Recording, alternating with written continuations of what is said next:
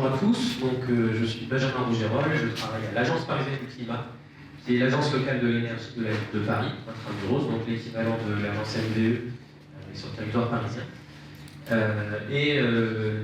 Je représente aussi aujourd'hui le Coach CoPro. La plateforme Coach CoPro, vous avez peut-être entendu un petit peu parler avant ou ce matin dans les mots de Jonathan. C'est une plateforme web qui nous permet, nous, agence locale de l'énergie, de vous accompagner, vous, copropriétaires, dans votre projet de rénovation. Le rôle du Coach CoPro, c'est aussi de faire l'interface, et ça c'est très important, entre d'un côté la demande et d'un côté l'offre. C'est-à-dire, d'un côté les copropriétaires et de l'autre côté les professionnels de la rénovation énergétique. Le Coach CoPro, aujourd'hui, il est déployé sur plus de 22 territoires en France, et notamment sur tous les territoires de la métropole du Grand Paris. Donc même si vous n'habitez pas à Vincennes, vous n'habitez pas dans le 94, vous pouvez tout à fait bénéficier des mêmes services sur tout le pourtour de la métropole du Grand Paris. Quelques chiffres clés pour vous donner une représentation de ce dont on parle. La métropole compte aujourd'hui 101 000, 104 000 copropriétés, ce qui représente quand même 2 millions de logements.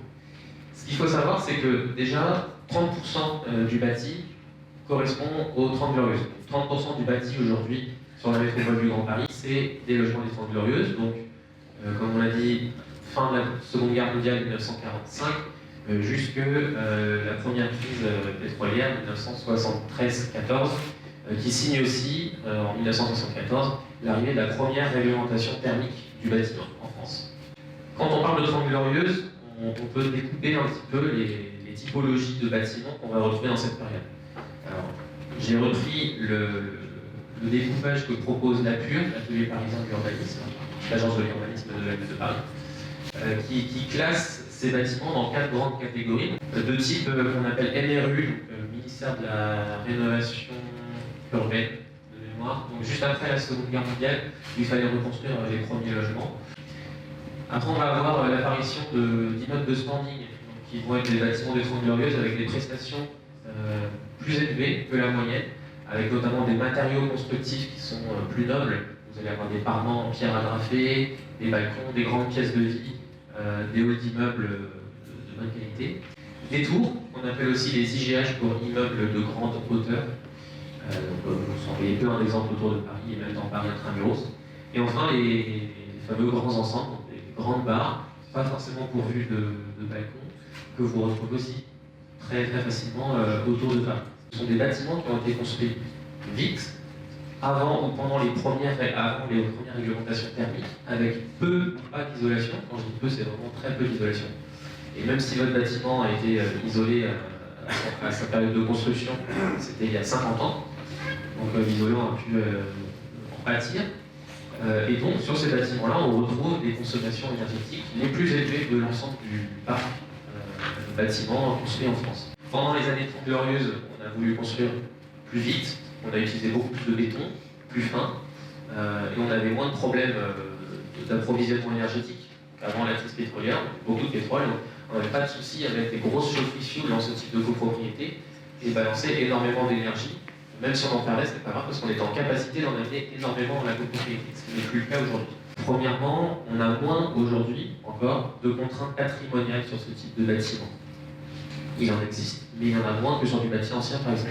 Vous prenez du bâtiment haussmannien, faubourien, etc., de type ancien, même de la brique aujourd'hui, les directions de l'urbanisme ou les architectes de bâtiments en France vont refuser ce qu'on touche à ces façades qui sont ornementées et qui sont un patrimoine de grande période de construction. Par contre, sur les 30 Glorieuses, on va plus facilement retrouver, notamment sur les grands ensembles, des grands murs façades lisses sur lesquels une isolation va être très facilement apportée. Et on n'aura pas de problème de patrimoine. En plus, on a des toitures terrasses, des équipements collectifs, que ce soit le chauffage ou la ventilation, sur lesquels il va être plus facile d'intervenir, d'avoir une régulation générale et de faire des gains d'échelle et des gains de performance. Donc je le disais, les faibles restrictions patrimoniales, des matériaux constructifs qui sont fermés à la vapeur, ça aussi c'est une particularité. Le béton ne laisse pas passer la vapeur d'eau, contrairement à des matériaux plus anciens. Donc, quand vous avez par exemple des murs en pan de bois, qui sont très sensibles à l'humidité et sur lesquels les traitements d'isolation vont devoir prendre en compte ces problématiques et donc vont apporter de la complexité ou des choix de matériaux bien spécifiques. Ce qui ne sera pas le cas sur les 30 Glorieuses, donc on va pouvoir être plus libre dans les choix techniques qu'on va pouvoir apporter sur ces murs-là. On prend l'exemple ici d'une copropriété à Montreuil, pas très loin d'ici.